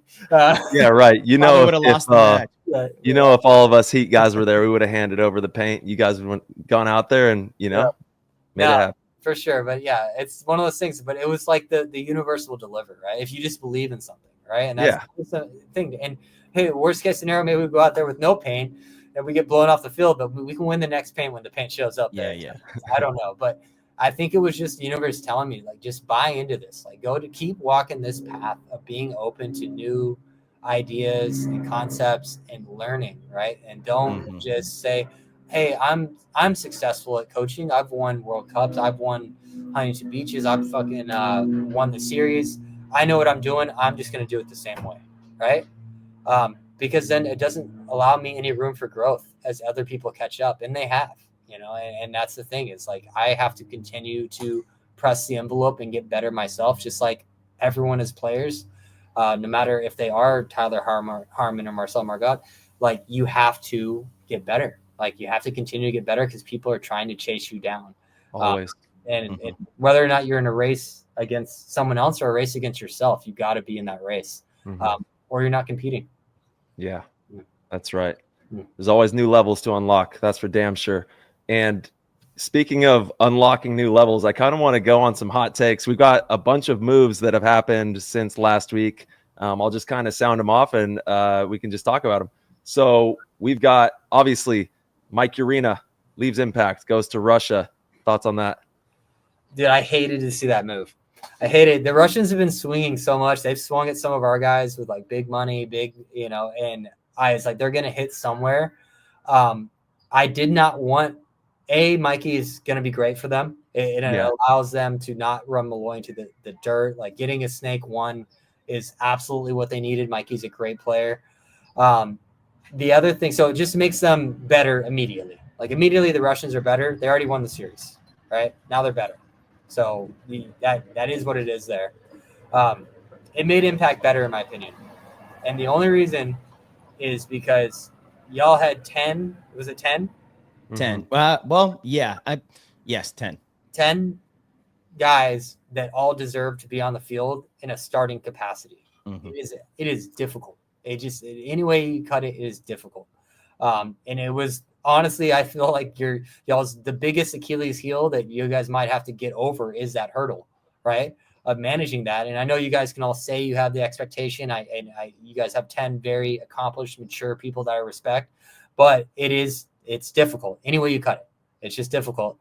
Having 9 it's just better. it just is, it's like 9 starters, then 10 starters. I'm not saying having 10 players is bad, but y'all had 10 starters, which is very difficult. So it makes Impact better, in my opinion, makes Russian better.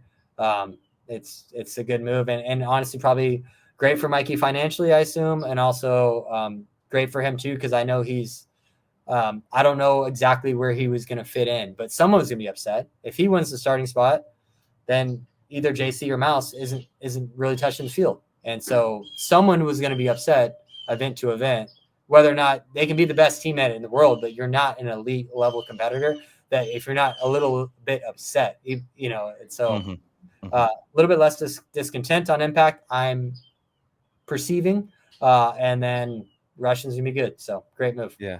I got nothing but good things to say about Mike. That guy's amazing. Yeah. And all right, we got the Brooklyn Bears. They rebranded to NRG Elite, so that's interesting. Another rebrand that we got going on. Yeah, that's I guess it's what we have. Energy Elite. How it goes over there, buys into the Bears. That merger doesn't, I guess personalities don't work out, and now the Bears are gone. So now it's just more so a factor of you have Energy Elite again. So yeah, so they're back. What they're going to do, they're back, right? So I guess they took a year off. I think it was just a year. And so, yeah, I don't know, to be seen. I think they're going to have to step it up. Some of the Bears guys that they lost were some of their better players as that organization is a collaborative effort. So I'll be interested. There's going to be bodies for Energy to get. So that's what's going to be interesting. I saw they picked up Damien. That's right. So, maybe that's one piece, but I think there's additional other really good pro paintball players without homes right now because of all the shakeup and the shuffle. Mm-hmm. So I'll be interested to see what NRG does with that, if they can piece together some of those bodies. Maybe Devin Stewart goes back there. He played pretty well for NRG. So I agree. That's pure speculation, but yeah. I don't know. Yeah, Devin played really well. And they also picked up Ethan Adams, who left Arsenal, which is Revo, and he went over to NRG Elite. So they picked up that player. And then we've got Rob Velez has joined Infamous. That's a big pickup for them. That's great. That's great for Rob and them. I think Rob's going to get the playing time that he deserves. You know, Rob is a good player. He's a good player, good dude. He just, for some reason, hasn't been able to get, those direct looks. I think he's going to, in my opinion, will earn that in Infamous, which will challenge those guys, and that'll rise all the ships there. So I think it's a great move. Yeah, totally agree, man. Some WNXL news. Jen Folk is putting down the gun. She's retiring from the Heroines, and I think we're going to be seeing her commentating, which is cool. So, Jen, thank you for everything that you've done for the game. Yeah, sorry, I don't think she's retiring. I think she's actually electing to play with her regular NXL team, the Underground. There we go. I think. I'm not positive. That's what I heard. So I don't know if she's fully retiring, but you are correct. She will no longer be playing with the Heroines, which is a pretty big loss for them. Yeah. He decided to give the other girls a chance to get an MVP. An amazing player. So I know she is. Yeah, so good for her. And when she commentates, it's great. She does a great job up there. So I'm excited to hear more of that as well. She does. And then we got Ryan Gray, who is joining forces with the Red Legion. He'll be part of the coaching staff over there now. Yeah, that'll be interesting. That'd be interesting. What I heard that from the Russians and some of the players they were going after, they were talking to some players that maybe could help bridge the gap a little bit with their American, the Florida-based guys and the Russian coaches. I heard that was a thought to it. So I think, maybe they didn't get those players. So bringing in Ryan is bringing someone that maybe can help bridge the gap. I'm not sure how that'll go. How that's an interesting one. I have a lot of respect for that coaching staff. And so I just don't know where, now they already had two, right? So now you had a third person who was a head coach, and where Ryan fits, but I'm sure Ryan's got his ideas and concepts of how he's going to help assist. And maybe it's from a statistical element, or maybe it is working with some of those other newer players and bringing them up and how to work within the Russian system, because they have a very strict system they stick to. But it is interesting that if you look at the elite level Russian talent that have come out of that system, it's been a minute, right? Is Karslev the last one that's like elite talent? Yeah, I mean, all those guys, in my opinion, are pushing the boundaries on that elite talent. But yes, if you're talking about the last one to do the newest. And so I don't know if that system has produced another Sergey or Karslev or Mishka or Fedorov. You know what I gotta say though, and it's always strange with that camp. I feel like they're so far away over in Russia, so you don't see any of the up and coming players until they kind of pop on the scene with Red Legion. Like I feel like a lot of these guys, 2017, 18 came out of nowhere, and they weren't great right away, but they got good really fast. I think they won an event, a couple years in 2019. So I'm sure they do have players that are up and coming. If you follow like on Instagram, I'm always seeing Malloy, Karslev, and them. They're working with different teams and players. I wouldn't be surprised if in the next couple years they kind of filter another one through, and you're like, oh, who's this player? I wouldn't put that past them. I feel like with that organization, you never really see them until they pop on the scene. I do think there are some. There is also some talks about Smotrov being able to figure out his visa situation. I feel like that's going to be pretty complicated because my understanding is he got the same ban that their coach Maxime got for 5 years for being here, too long. But that would also be a big boost.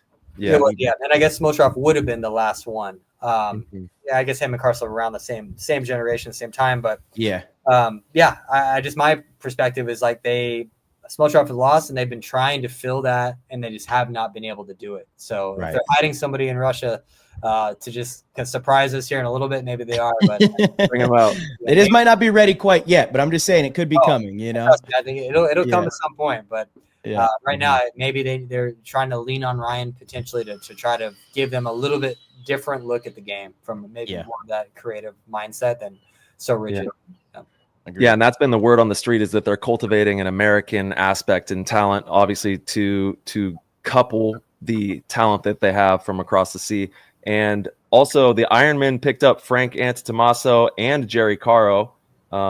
Jerry coming from New York, and then Frank was with was it Revo? Yeah, was it Revo? So that's 2 big pickups for the Ironmen there. Yeah, they're secretly building a squad. I feel, it's like not like secretly, but you know what I mean. Like it's like kind of in the back as far as like people aren't really, but Frank can ball. Frank can ball for sure. Jerry is a weapon, right? Like his consistency down and all that stuff. Like Jerry's just he's nasty when he's out there. Like when he's playing at his 10, like that's a really good 10. That's that. And then they got Baldwin. That when Baldwin was on Aftermath for that little stint, like it was pretty impressive for a little bit there. And he fell off maybe a little bit. He's been kicking around Canada, playing some semi-pro, but Garrett can play. So they lost Amara, which is a big, that's a hit there. Amara's a talent, but other than that, like they were a team that was like looked good at times last year. And Tom Guest, I think, is playing really well for them in his role, really well. And I think him being able to be the guy getting all that play time, like he's still just like he's moving up with his game each event. So I think that they're getting to the point where they can start making some Sundays potentially. They're having change, but mostly positive change, it seems. Yeah. Thompson playing amazing. Yeah, I think Tom really took a big step forward with you guys. It was pretty clear to see. And so now to have the freedom over there and have his Canadian buddies join him, they got a little Canadian squad. They do. Yeah. Let's go. All right, some big news. Victor Gamboa has retired from paintball as well, and he was the pit boss for Dynasty, and he does a tremendous amount of work behind the scenes. So not having Victor there is a big loss for Dynasty. And obviously, I don't know if he's going to continue to be in the game, but Victor, we love you and super appreciative of everything that you've done for this sport, not only in Arizona, but, across the world. You've helped out a lot of people. Yeah, Vic's great. He's a great human, great person. So I'm interested to see how long he'll stay away, and maybe, you see guys, but to me, like Vic's, he loves paintball. Loves it. I don't know if Vic can tell everyone else retiring and be like, I got to get in while I can too, so he might be at the first event. I don't want to suck. But, I totally agree. Yeah, I think he loves it too much. And I got to say, I think Vic has kind of changed the way pits are run too. He's like, he's really shined a light on the importance of running a very efficient, effective pit. He didn't take any BS. He was like years ago, he pulled out the caution tape and like, if you're not, playing, you're not allowed in the pit kind of thing, giving the players the space. Victor, through my time with Dynasty, was such a big part of winning. And one of those pieces that they don't get any thanks from the fans, really. The fans don't think of these things, but the amount of things that Victor did to make sure I personally could compete at the highest level and really just focus on playing, and what he brought to the team with, coming to all of our practices and recording and providing that feedback and that, the ability for, me to go back and watch film from our practice on the layout and learn and see my mistakes and, be able to adjust those. He brought a lot. And so, if he does go to another organization before the first event, that team's going to be very fortunate. So yeah, that there? Is that a possibility? What's that? Tyler's face over there. Is Vic on the move? Oh, I have no idea. But I agree. Like I would not be surprised if he did show up somewhere the first event. Okay. Impact is full. I guess they have a gentleman that they call the general who is top notch. Okay. Top notch. Yeah. The general is the man. So the pit is dialed in there, but the Impact pit does look dialed. I'll give it that. I don't know the general, but it doesn't look, I don't ever look at it like it's a shit show in here. I'm like, no, so They know what they're doing. Most of the top organizations, they have a pretty good. Honestly, for us, like, not to take a shot at Axel, but losing his dad, Oliver, in our pit, that's our biggest hit in the offseason. Like, Oliver's the man, dude. One man pit machine. Oliver's the man. Yeah. Dude, he is such a good guy. One of the best dudes ever. Yeah. All right, and then weren't sure we were gonna have Axel. Like, is there any way we can keep all? But he bleeds orange also, unfortunately. Oh, yeah. Absolutely. Last bit of like kind of news that I got: Joe Altimore, Rob Altimore, Nick, Christian to Aftershock. They left the Bears. That's a pretty big group to pick up there. The meatballs, dude. The meatballs. They're there. Yeah, on the move. They're meatballs on the move, man. It's a good one, man. I'm happy for them to like. I felt like that merger, like, it's almost like they had their like loss of identity, and that team was just kind of like getting torn. I think it's going to be good for them, you know, as far as they're good players. Nick, I think Crisconi, yeah, he is actually like, I think one of the more underrated players. Like, I've seen him do some special stuff. I'm really intrigued to see him with 4 good paintball players around him all the time. Not to take shots anywhere, but I feel like I'm interested to see what he's able to do out there. Robbie and Joey, like, they're great players. I mean, Spider-Man's out there rolling down the street. You know, always a good time. Just webbing people, just getting webbed out there. We love practicing those dudes just to be around them. Like, they're great people. I called Hosky just get an idea, because like adding 3 bodies plus Connor Kelly, it's like it's a lot of shift there. But they're at 11, right? They are, but Al retired. Right. Nick's gone because of sponsorship. That's right. That's the one. Right. And then I think A-Rod and TK are both kind of like committal, non-committals. Like, they might miss some, it might be that. So I think they're just trying to have a firm number, but it is a lot of bodies to deal around. But I thought it was, at first I was like, you guys added 4 guys in the offseason. That's crazy, but there is some room. And I thought and Trent Nitta is still not 100% healthy, to my understanding. So there's a lot of moving pieces over there, but might get a whole new team. It's too much to like take on, in my opinion. Like, if they are going to have A-Rod and TK and like those guys coming in and out, like it might become a lot to try to figure out what that identity is, especially when you are talking like big personality like A-Rod. But to be seen, you know, they got big personalities to manage big personalities there on the leadership end too. So. Well, you kind of breezed over, Nick, and that's pretty big news, because he's very obviously loyal to the company. So we could possibly be seeing him, make a move to another die team, which is who he's working with. Correct. What are we of the Russians, and who else? Ironman. And Ironman. Yeah. Ironman. Yeah. I think those are the only 2. The only 2. So hopefully Nick. I would hate to not see Nick play. So yeah, same. I think hopefully if Nick chooses to play, they'll be home for him. Yeah. Absolutely. And then KB over to Dynasty. That's pretty big news as well. Made that shift. Yeah, my boy KB. Yeah, we are me and Kyle are business partners now. So we've been so we merged our marketing agencies 5 months ago. So I get to talk on the daily. So, and also it's just kind of like navigating the off season with him a little bit and trying to figure out. And I'm really happy for him that where he landed. Me too.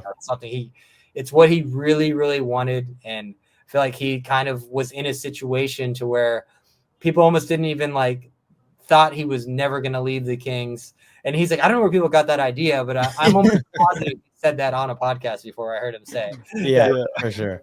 That he was like kind of like a team first guy. But I think it's going to be a great place for him to learn. That he's such an intelligent person, and just has such a craving for knowledge that he's definitely going to be over. I think Marcel, I heard you joke about all the questions he's asking Ryan. He's definitely going to drive some people, but he's going to grow, and so I think it's a good situation for them. Yeah, absolutely. Yeah, certainly. Kyle has been amazing over the last couple seasons. He's been pretty, heavily a part of the Team USA process with the U16 and U19 kids. He comes out to the tryouts and helps with coaching at the event, and he's just such a great student of the game, and he is a really good player. And I think this last season was probably the worst season he's had, but that situation has to be so draining. And he, like, in my opinion, over the last 5 years, he really earned my respect, because I felt like he was one of the key parts to, keeping the ML Kings relevant and in a good position. And then each season they would kind of lose a key piece. The first big one was Connor Kelly going to Houston Heat.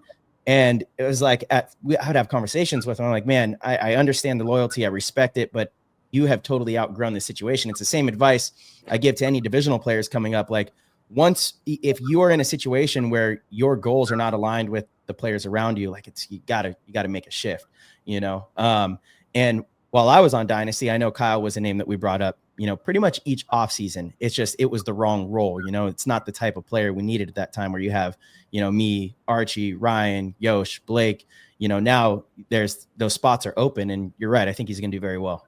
Mm-hmm. Yeah, it's definitely, I've had conversations with him, like talking about like positioning and like what position you play and how to break into the league and get on these upper tier teams and stuff like that. And it's funny. I think now he's going to have to, like, now he's talking like, yeah, I'm going to lose all this weight. I'm be a one. I'm like, no, they actually just do what you're really good at. Do what they picked you up for, Kyle. Like, yeah.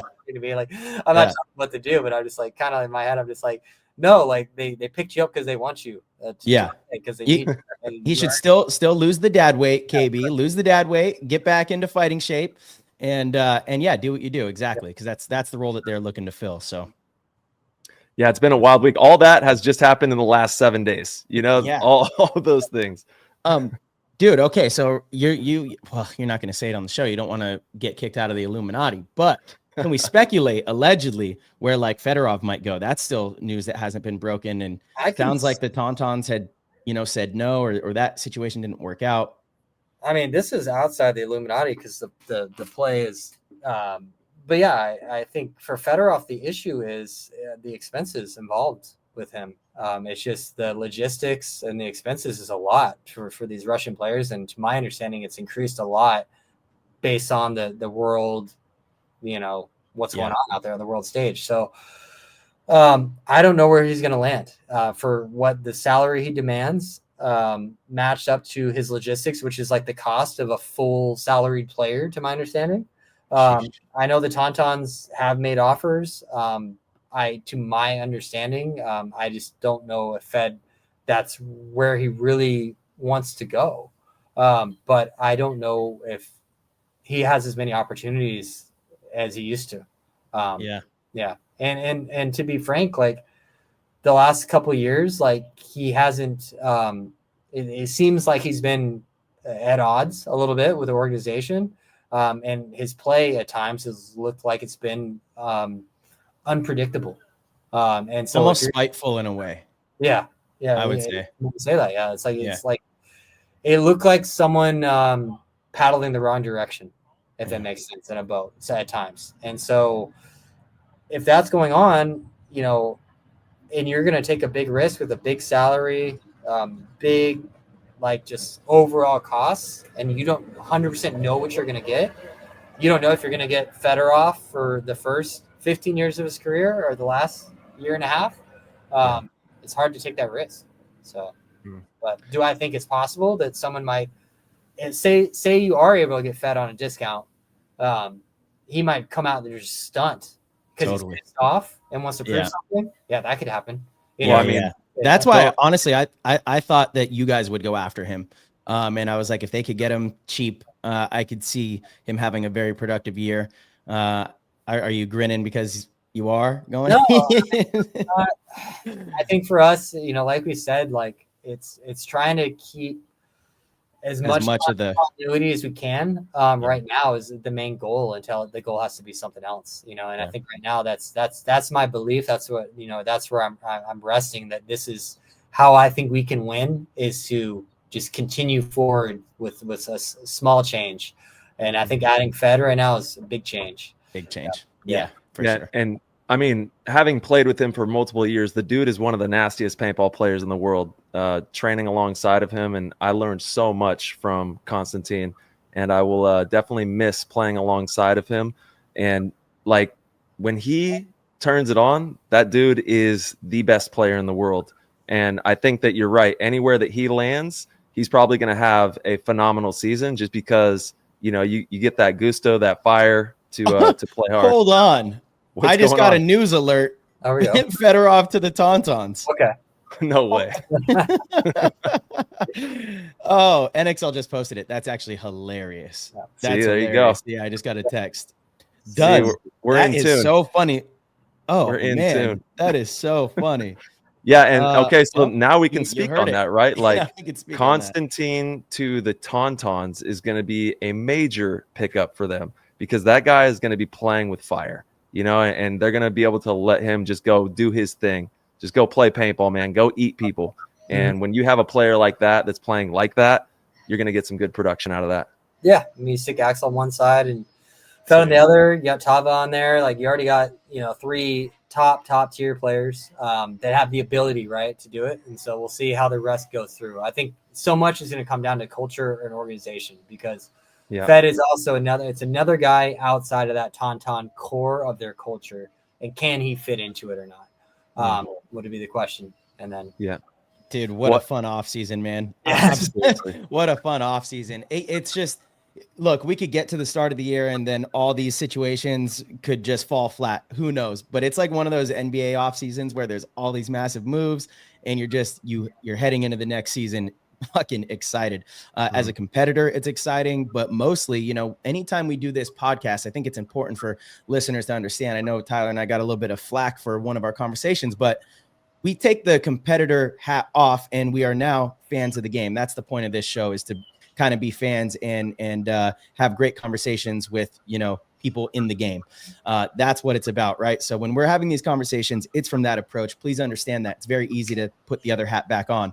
Don't you guys worry. But well, yeah, the kicker here is that the Tauntauns are somebody's 5th tier team. Yeah. Oof. Luck of the draw. Here we go again. Oh, here we go again. All right. Yeah. And what? No, what was that? I was just saying, hit me with some Discord questions. Yeah, hey, all right. Let's. Yeah, and we know that you are in there. Obviously, been one of the goats for a long time, so you get a chance to prepare for these questions, which is a little cheat code. But actually, before we dive into those, I just want to hype up. We are having our Christmas goat party on Thursday, the 19th at 6 p.m. Pacific. Is that right? I believe so. Yeah. Yes. No. Yep. It's 5:30 Pacific. Oh, that's right. 5:30 Pacific. Or is it 5? Let me check. Ryan, right now. Thank you so much for supporting the community and always being in the chat. I know you've won some dope prizes too through like the Goat Squad, and we have a crazy giveaway list. I've got like 15 or 16 items. I know we've got some Flow merch, we've got HK merch, we got a bunch of stuff. Marchie's got some stuff, so we're gonna have a lot of fun on Thursday. If you want to join the community, go to our website and click that orange Patreon link, and it connects to the Discord. You can become a part of the chat and get your questions on the show as well, which is what we're going to do right now. Let's dive into some community questions. Yeah, I'll go first. I got from Blaine Tor. He goes, Ryan, what do you think were the absolute best and absolute worst moves of this offseason? And you could exclude your own. Move my own. Okay. Absolute best. I mean, obviously what Impact did, I mean, I don't know how you could say it wasn't the absolute best. I mean, so, yeah, I mean, to be simple, I mean, that was great. I think, I mean, that's the best move. It is what it is. That's the best move. The fact that got pulled off and the way it got pulled off, that's the best move. Worst move. Ooh. He really put it on you on this one. He said. Blaine always asks him. He's been asking some great ones lately. Not to take a shot at Damien, but I think Damien to NRG, to me, there's just I think if I'm NRG, there's a lot of unhoused pro talent out there right now. A lot of pros that just because of the blast camp, the way that dissolved in some other areas, like there's a lot of players out there that need homes that I just don't know if Damien, unless he wants to like approach paintball a little bit differently than he has been. And I don't know if his work situation is different, stuff like that, if that's the move yet. I don't know if that's the one that hasn't, blown me away. Mm-hmm. Yeah. It's a lot of travel too, back and forth across the entire country. That is Indeed. A lot. Yeah. All right. We got the Verb man. Shout out to Verb. Always out there captioning the paintball content. Favorite food and favorite place to eat it. Okay. I am a sucker for for Nice Sushi. So out in Austin, we have the Uchi company. So Uchi Ba might be my favorite. That's their newest one here in Austin. But there's Uchi and Uchiko. So Nice Sushi. That's what gets me going.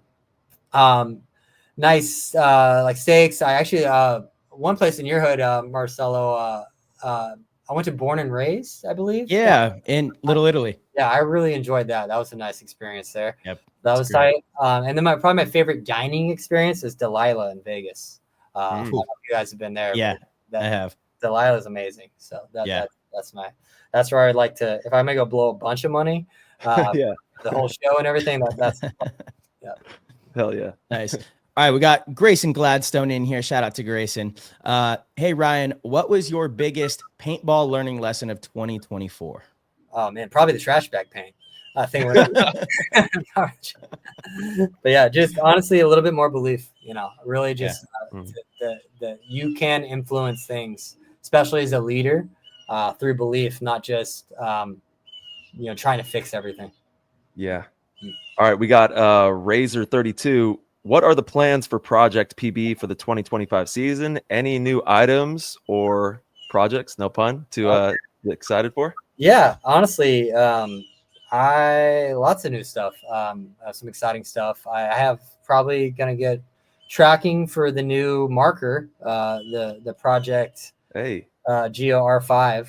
So we'll be heading to Austin here soon. So we'll, I don't know when we're going to put them up for sale. I think they're on their way, touching down in the US today. And then we'll get them. So maybe in the next coming weeks, maybe honestly, I would say in a month, it's probably a good time that we'll probably release those. So really excited about that.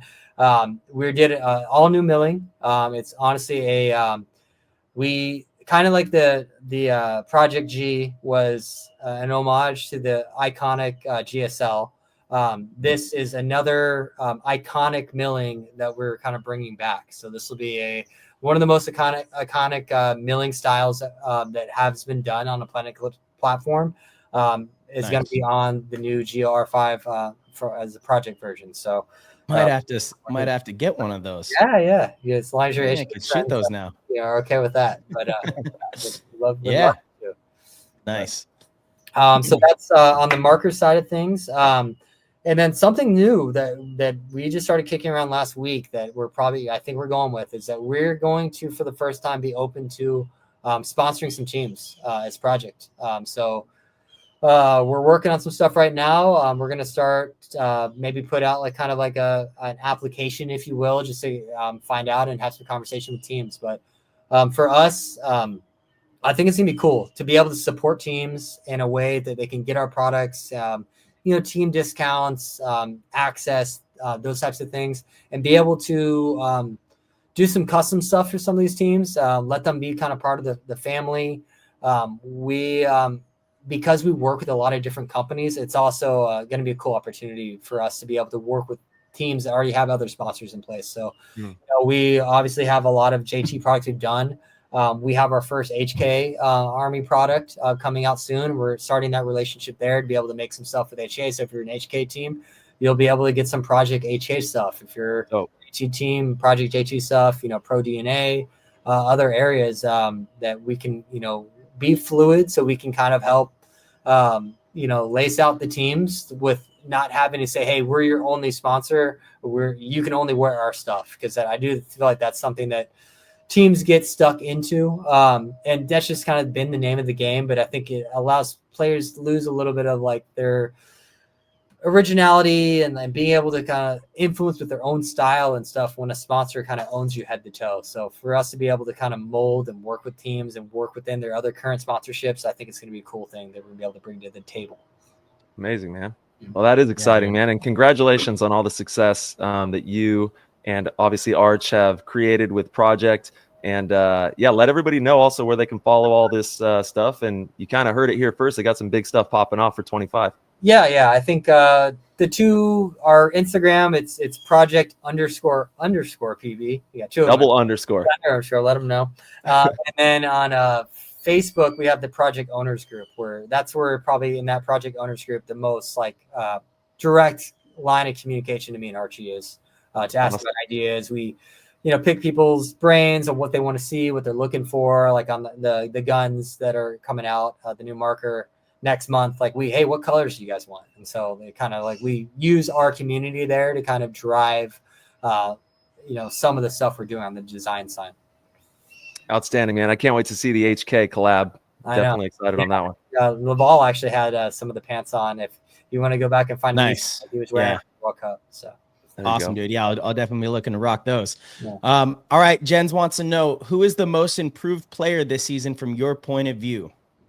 Most improved player. God, I mean, Stetzel for me was huge, but there's a few guys in that conversation that were just really stepping up. I mean, Chavez from Fit, I think he had a great year. Definitely took some strides from when we saw him in the pro field, a few years back. I'll give props to Colt Lukow, just losing that weight. He was always an elite gunfighter, but and he's continuing to do so. I think that helped elevate his game to the next level. So I don't know. I mean, I think those are some of the guys in conversation as improved players. I don't know. There were some new faces out there, but there's a lot. I was impressed by a lot of what was out there on the field.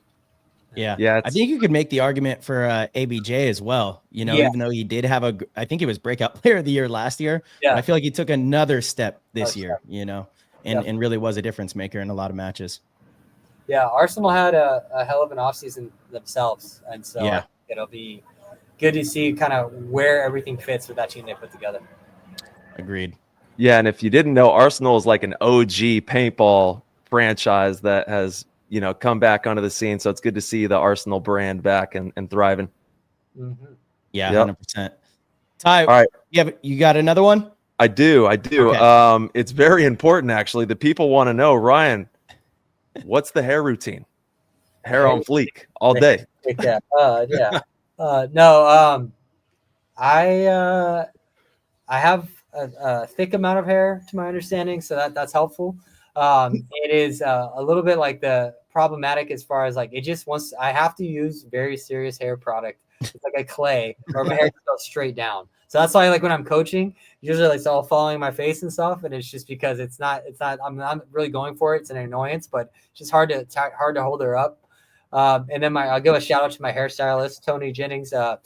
Out in Hair House HEX. And so if you look her up, she's her and her husband are a kind of famous hairstylist. I went to college with her older sister, and she was one of my best friends, and so I've known her for a while. And then Tony's career just took off. So they own a couple salons now, and they are they're on like her husband does Elon Musk's hair. He gets flown out to where he's at. Hold on. Okay, so we have a direct link to Musk to go to the moon now, March. We got to work this angle. Look it up. Yeah, so that's so they have a queer art straight guy. So I'm blessed with a good hairdresser, I guess the best way to put it. Yeah. Shout out to Tony. Okay, Tony.